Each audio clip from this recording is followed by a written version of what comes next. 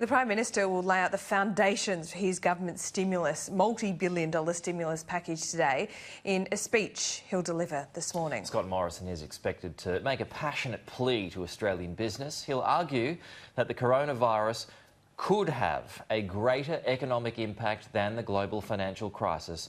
Here's Sky News Chief Anchor Kieran Gilbert. The Prime Minister's speech today is about laying the foundation for the stimulus package that the government will announce later this week. And the PM will argue while COVID-19 is a health crisis, it's having very real economic implications, potentially greater than the global financial crisis. In the speech, the Prime Minister says the epicentre of this crisis is much closer to home. The GFC impacts were centred on the North Atlantic, and back then China was in a position to cushion the blow, he'll argue. This time round, it's a very different situation.